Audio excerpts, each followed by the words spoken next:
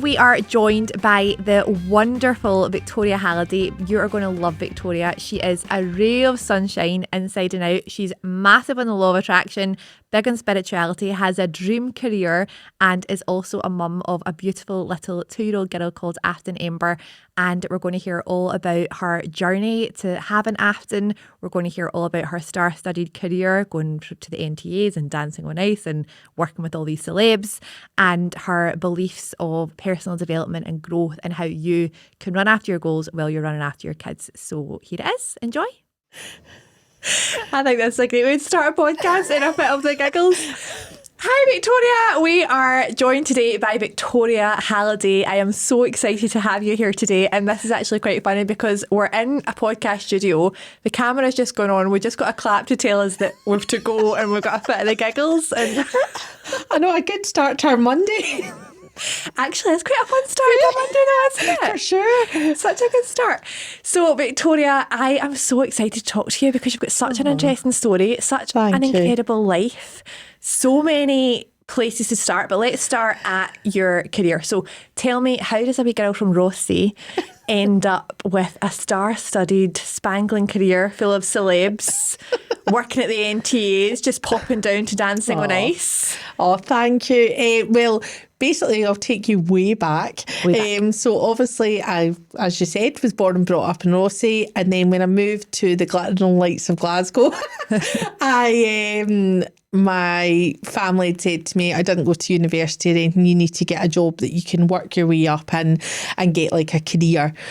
So I was like, okay, what am I going to do? So my grandpa actually put in an application for the Royal Bank of Scotland for me and said, I did your CV and I put in an application, and then I got an interview through. So my career actually started, obviously jobs before that in pubs and things, but my actual career in the Royal Bank of Scotland. Thanks, Grandpa. I know, thanks, Grandpa.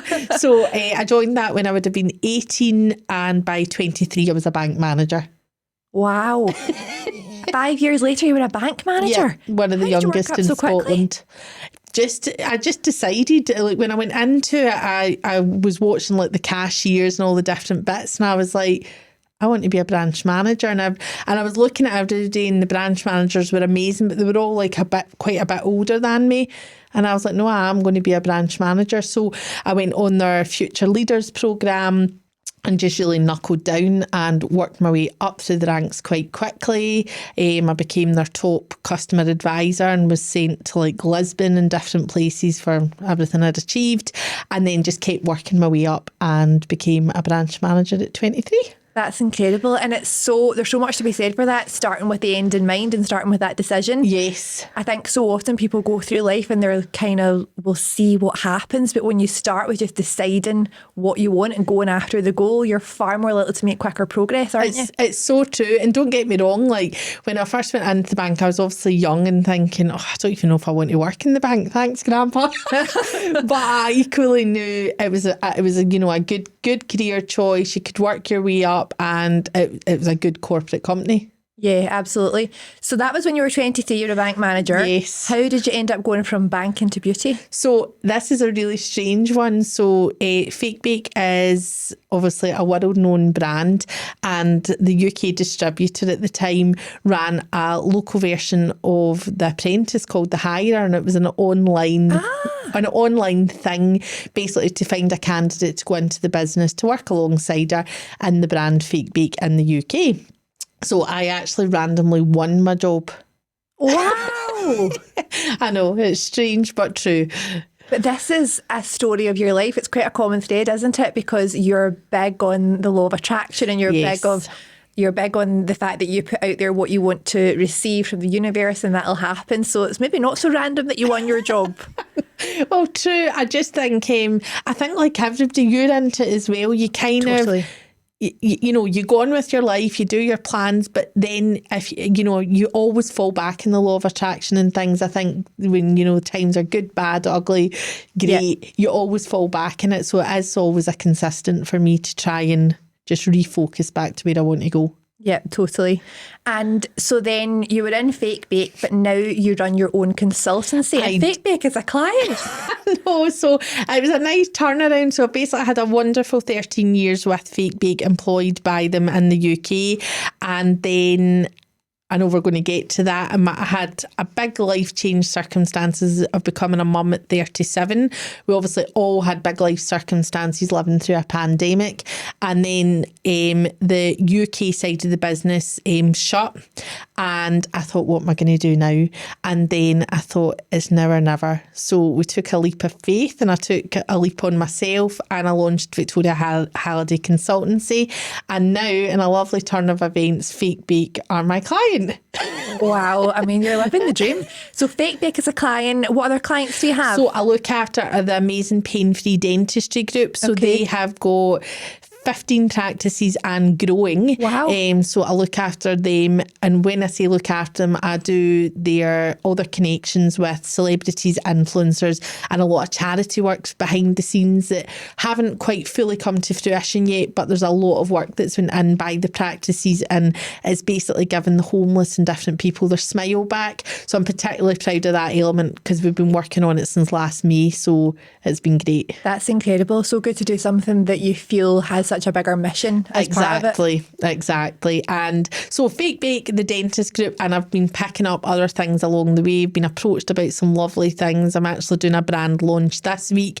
And again, I've been very fortunate. I seem to, meet people and circumstances happen and things happen, and then it comes together. Everything works out for you, Victoria. Yes, we'll hold on to that thought. It does. So tell me about the celebs.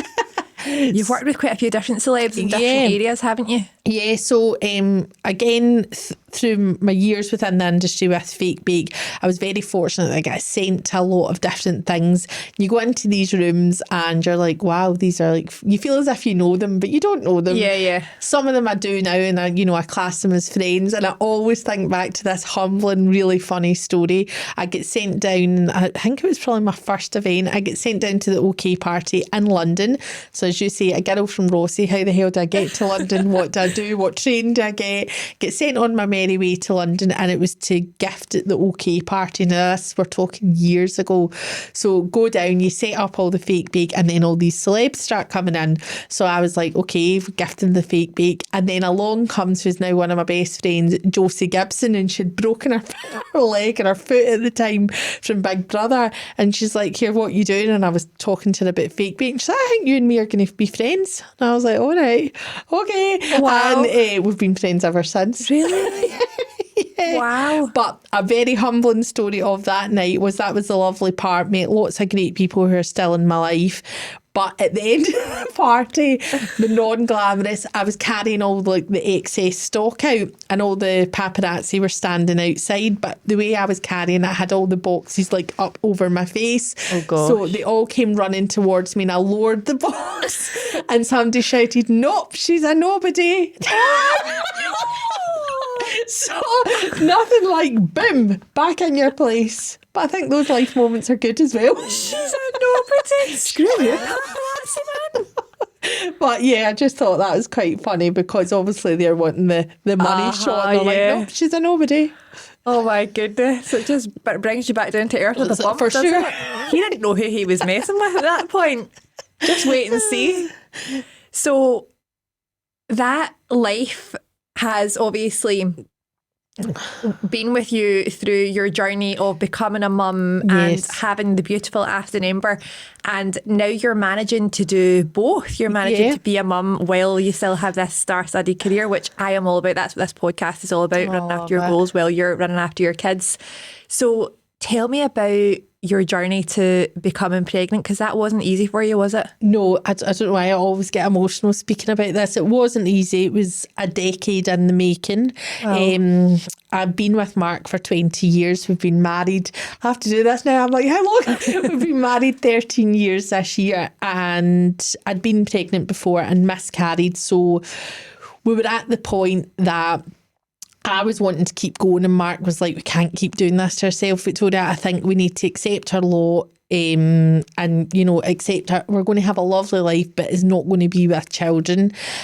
I wasn't for giving up in that, as you can imagine. And basically in lockdown, I thought, I don't feel right. And then I was like, oh my goodness. So I'd planned, like the last time I was pregnant, I did this big reveal to Mark of, oh my God, like I'm pregnant, and I'd put it in our wedding favour and all that. This time he was in the bathroom and I was banging the door and I was like, open the door. And I'd peed in the stick. And I was like, that definitely says I'm pregnant. And he's like, oh, I don't know, Vic. And I was like, it definitely does. So I phoned the doctor and it was very, very faint. And the doctor, understandably doing their job, was like, you know, you just need to wait and see, Victoria. You're very early on.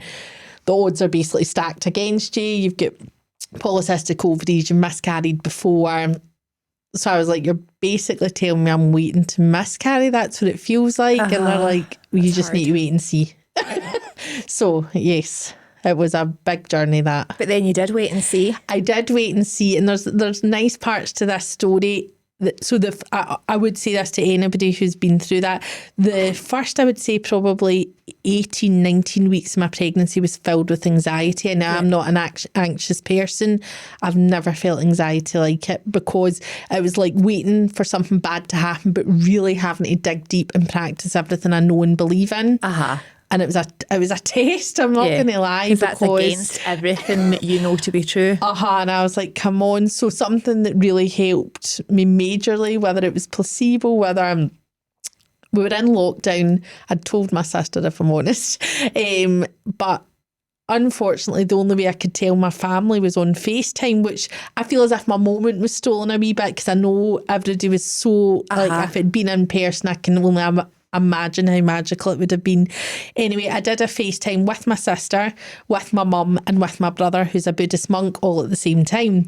So they were chatting away, and my mum was actually out walking, and it was windy, and I was like, Mum, can you sit down? Because I thought she'll need to sit down, because I might get a fright. Could you sit down? So she sat down in a wee bit that wasn't windy, and I was like, I've got something to tell you. And I held up my pregnancy test. So every day, I'll even get emotional thinking about it, every day was super emotional. My little brother, being a monk, doesn't show that much emotion, but he was like, that's lovely. And I'm like, is that it? That's lovely. So we all finished the call, and then he called me back a few hours later and he said, Victoria, I'm so happy for you, but I wasn't. He's like, I was taken aback, but I'm now not that surprised now I've digested the information. And I'm like, okay, I don't really know what you mean, but okay. And he's like, I was at a river of life. He's like, I think it was about 5-6 weeks ago. He's like, and I blessed you and Mark to be parents. So he's like, I know the doctors have told you what they've told you, but I'm telling you, this child's coming to the earth plane. And I said, oh boy, you can't say that to me. I said, because I've waited so long, and I've never wanted something so much. And he's like, I know it's a tall order, but I'm telling you, this child's coming. So whether it was placebo, I don't know, but his words, you know, I just needed that bit of hope, and he certainly gave me it. Unbelievable. Oh no. I am a firm believer that there's higher powers out there, and when you tap into that and you really focus on that, and obviously your brother being a Buddhist monk that's what he does. Yes. So there was that. There was two probably standout things spirituality wise, like tapping into well, obviously there was plenty of things throughout the pregnancy, but that from Boyd, and then it was the anniversary of my miscarriage. Sorry, I always get emotional about that.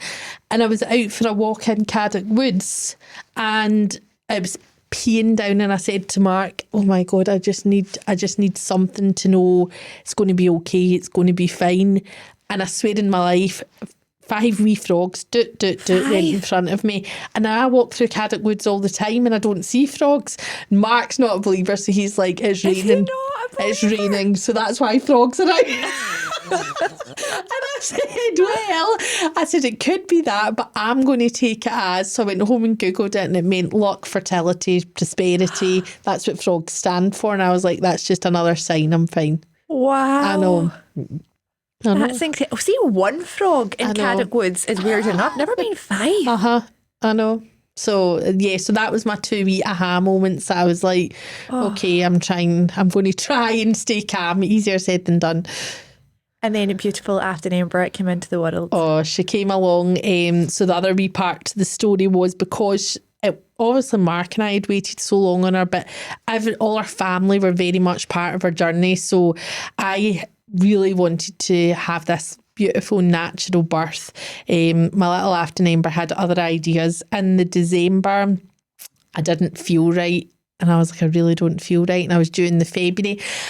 And it turns out I had really quite bad blood clots and they were struggling to stabilise me. Unbeknown to me, I just thought, I don't know what I thought. I just thought, I'm in hospital and it's fine.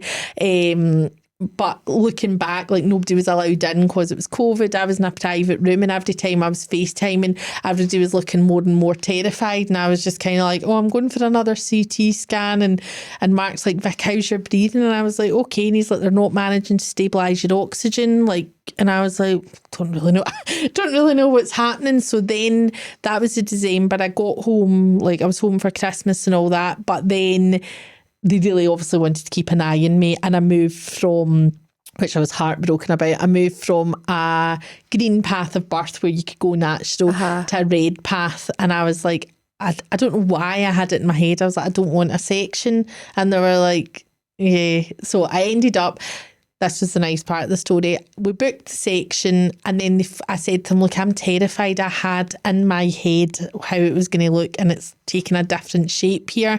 Again, having to dig deep and really trust.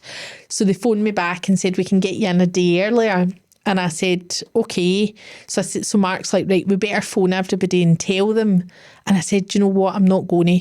And he's like, aye, right. He's like, you're not going to phone your sister and say, I said, no, I'm actually not going to. So that was a nice wee special part. It was just Mark and I the day of my section. Everybody thought I was going in the day after and we're all up the wall, which I laugh about now because Emily was like, do you need a coffee down? Do you need anything? Do you need your bag packed? As I was sitting getting the candle in my hand thinking, you don't know what's about to come.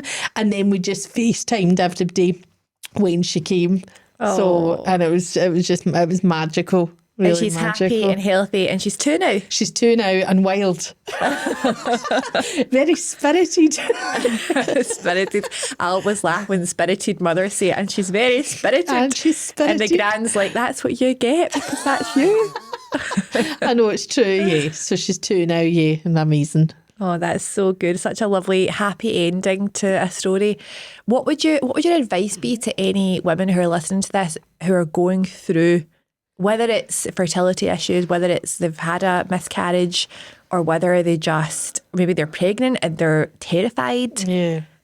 So for me, I love to talk. So what I did the first time I was pregnant, and I hope this maybe helps somebody, is I didn't tell people, not even my family. But then when I miscarried, I needed them. So they only got the rubbish kind, not the rubbish part, but the part where I was hurting and grieving. So for me, it would be open, like, you know, be open, be excited, hopefully for what is ahead. But see if I hear anybody going through fertility, I feel sick for them because I know it was a decade's struggle for us. So when I hear anybody going through it, or when I hear anybody getting their happy ending, either way I'm emotional. Yeah. It's such a hard thing to be an outsider looking in, but it's such a turbulent journey for people. Yeah, it really is. And it's challenging because you feel as a woman you've failed and you feel, you know, how you think your life should look. I don't like that about society. I'm an older mum, whether I like it or not now, but I am just so grateful that my time came. Do you know what I mean? Yeah. Albeit I'm shattered with grey hair and bags, but that's fine. Aren't we all? And there's something, you know, society doesn't make it easy for women going through fertility or miscarrying. It's almost like the great unsaid. Yes. It's kind of, oh, well, that's happened, so now we just get back to work and we carry on. Yeah, very much so. And I remember going through the fertility thing and I asked the NHS, like, what can they do? And they were like, right, we'll refer you for IVF. And I was like, great, like all excited about this. And then have polycystic ovaries, so I carry too much weight. And I went for my appointment. And for them, it was a tick box, but for me, it was the world going to this appointment. And I remember Mark had just started a new job, so that shows how many years ago it was, because he's still there. And my best friend came with me, and they were basically like, oh, sorry, Vic, you don't meet the criteria because you're overweight. And I'm like, okay, so what? And they're like, so just go away and dress your away and then reapply for another appointment. But this appointment I'd waited for, I'd put so much into it. So I think for women it's a hard, weird struggle. Wow, that is difficult. That brings in a whole other world of things to deal with, yes. Doesn't it? Yes. It's not easy. But now she's here. Yes, she's here. And your career has transformed since she was born. Yeah. So your worlds have completely changed. You've gone from a career-focused employee with no children to a kick-ass business person with a gorgeous wee 2-year-old. Yes. How has that transformation been? It's been, it's been magical. It's been challenging. It's been juggling. But I'm proud of where we're at, and I'm proud of where we're going. And I always thought, this is hard, because I always remember looking at working mums and thinking, how do you juggle it? But for me, and I'm sure every other working mum, Afton has set off a fire in me that I'm like, I want to show her, you need to be kind, but you can do and be all. It might be a juggle at times, but it's there to be done if you want to do it. Yeah. And how would you compare the difference between being an employee versus being self-employed as a parent? So for me, I find self-employment, I don't think I could have given my employee the best of myself, knowing what I know now with Afton. So, like, for instance, people will say, oh, Vic, you're at the park with Afton a lot, you play with her a lot. That's a choice, because I work when she goes to bed, I work when she naps. Yeah. So on paper, it might look like I've got a lot of hangout time with her, which I do, and that's the way I want my world shaped. The price I pay for that is our social life is different. Our evenings look different. Like Mark will be like, are you going on your laptop now? And then America's 6 hours behind, so I do Zoom calls with them at night. So it's in an employee world, that would have been hard to do, and I'm sure we would have navigated it and found a way. And I think hats off to everybody doing this, whichever form it takes. But for me, the self-employment, it's like the world's aligned at the right time. Don't get me wrong, there's still, like, as you say, I was down at Dancing in Ice last Sunday, and I laugh about this. I was at Fun Street in the morning at a party, getting jelly and all that chucked at me, going down slides. But Mark and I had both taken our cars, and then I was leaving Fun Street to go to the airport to go to the final of Dancing in Ice. But saying bye to Afton at Fun Street for one night, I started crying. And my friends who've got a few kids were like, bye, Victoria, I'll see you later. Go and have a nice night. And I'm like, I'm leaving her for a night. So the juggle is definitely there. But we're navigating it, and I'm finding magical bits along the way and crazy bits along the way as well. Yeah, there's got to be crazy bits. I remember I was at a business conference and I was speaking at it, and there was a 15-minute coffee break. Everyone else is away getting coffee, and I'm like in the toilet with my breast pump, like some people don't have to deal with this. I'm like, what is going on here? Like the glamorous exterior of the speaker, and then I'm like, with these milk bottles filling up. That was me at NTAs last year, really? and I had on a dress, and I was like, what am I going to do? Oh my God. And like that, I was in the toilet, and that way your boobs go hard, and I'm like, oh no, please don't leak. I'm hosting, like, please don't do this to me. And did they leak? No, thankfully not. I was like, oh my goodness, but yeah, it's a juggle. Oh, absolutely. It's things that you never see. You're like, how did this happen? How am I in this situation? And do you know what I always think? I say this to a lot of my friends because I am later to the game. And I suppose it's a thing about life in any situation, whether it's, any circumstance. See, until you go through something yourself, you always look from the outside in and go, God, that's hard, or that's a shame, or that's amazing. See, until you're in it yourself, whether it's like me getting made redundant. People used to tell me they get made redundant. I'd like, that's a shame. It's a roller coaster, because you're then like, right, I need to find a new version of myself. Or becoming a mum, like you used to watch people and be like, they're doing good. Now I'm like, wow, people are amazing. Yeah, totally. How did you find that shift from becoming a mum? I know when I became a mum, it took me a while to remember who Meg was again, because we're so often, I was like, well, I'm just Eva and Aaron's mum. Or at that point, I was just Eva's mum. And I just had to remember who I was again without having a child attached to me. Yes. It's a bit of a transition. It's a very strange one, because the wee bubble of maternity leave is you're just so engrossed and so loved up, and it's a different phase of your life that's so magical. But then you're like, right, okay, the kind of not real me, the other me needs to merge. And it's funny, kind of what I was saying about dancing on ice. I'd FaceTime them when I landed, and Mark, my husband, was like, he's so supportive. Are you okay? And I was like, this literally feels like two worlds colliding. And he's like, what do you mean? And I was like, I was at Fun Street getting food chucked at me, and I've now landed to be at the final of Dancing on Ice with all the celebs, with the team who've covered it for Fake Bake. I said, so both of them are equally important, but it's just like the worlds colliding. So yeah, and I think somewhere in the middle you need to find yourself as well. And it's wow. It's wow. Yeah, totally. I can absolutely empathise with that. It's a big transition, and I think a lot of women, maybe if they're in a job and they have that maternity leave and then they go back, then they end up just doing the job, and they go in, they do their job and they leave. But then I think one part that often is missing for a lot of us is that extra, like that goal that we have, or that pushing ourselves further, that often is much trickier to come back after you have kids. Maybe not so much when you're self-employed and you have your own business and your own drivers. Yeah, I don't know. So the one thing that goes bottom of the pile for me, and it's not good, is me.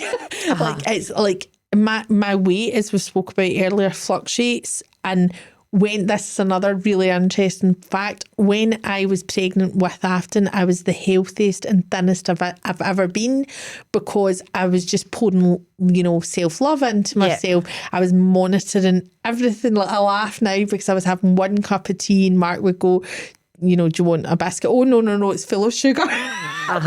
So I think that's the other thing with becoming mum. You pour so much into everybody else, and the new way of your new magical way of life, that I did go bottom of the pile, and I'm slowly creeping out bottom of the pile. I'm lucky with I suppose the industry and things I'm in.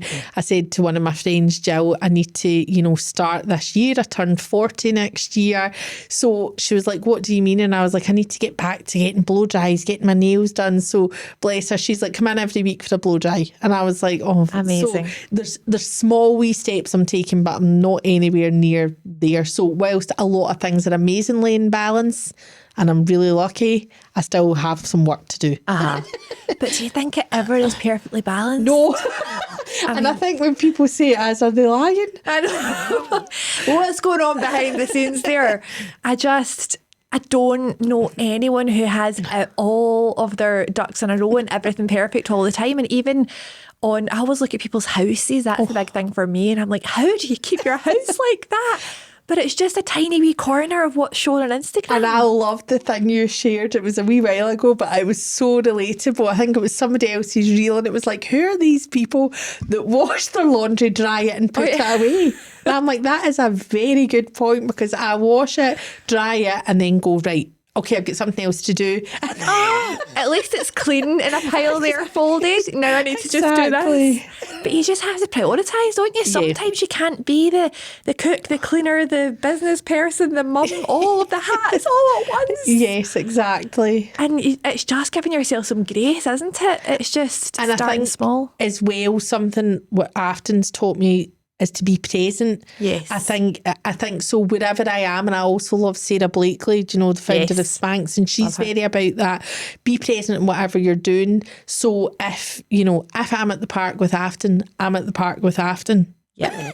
And my clients will always be a priority to me, but I can reply to their email or give them a call back when she's napping. Yeah. And it's just about finding that I suppose it's fine-tuning your priorities and the balance and everything. But when I'm with my clients equally, I know Afton's safe, happy, looked after, and then I need to be with my clients. Yeah, I think that is one of the best pieces of advice for particularly being self-employed and having your own business when you've got kids. It's when you try and do all the things at once. Like you're trying to do the dishes, you're trying to reply to an email, you're like, I'll be there in 2 minutes, I'll play with the Lego in 2 minutes. And then that's when it all gets on top of you. For sure. Just doing one thing at a time, because really is there such a thing as multitasking? Not really. No, and I think we live in such a busy, accessible world. I laugh about this as well. And I've probably been guilty of it. If somebody can't get a hold of you, maybe in a DM and Instagram, they'll then WhatsApp you, call you, email you.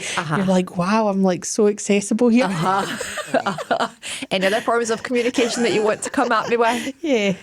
Yeah, that is difficult, absolutely. So just to finish up, what would your advice be to any mums who are going through the transition of trying to get back to what they love again? They're trying to go after their goals, but they still are just in that world of cornflakes stuck in their hair and like their kids' milk down their front and all of that stuff that we all have to deal with. But they want to get back to the way they used to be and putting themselves first and going after their goals. What would you say the first thing to do for them would be?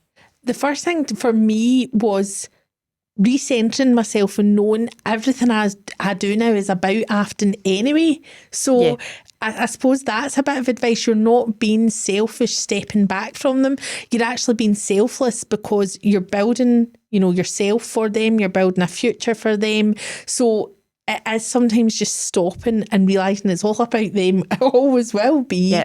But it's good to put yourself a wee bit top of the pile because then everybody will get the best version of you. Afton's in nursery 3 days a week and I miss her those 3 days. But the 4 days I've got her, we have so much fun, and the 3 days allows me, be back to me, be doing great things in the business world, which I want to be doing. So it is, I suppose, a little bit, it's not selfish, it's selfless. Yeah. Yeah. Absolutely. We often see selfish as a bad thing, but actually when you put yourself first, it allows you to pour into other people. So it's actually a good thing. Definitely. I can't think of a better way to end it. Thank you so much, Victoria, for your time. It was such a pleasure speaking to you. You're just a ray of sunshine. Oh, thank you. I've loved it, and I love the name of your podcast. She can, absolutely. Thank you so much. I'll see you soon. Bye. Bye.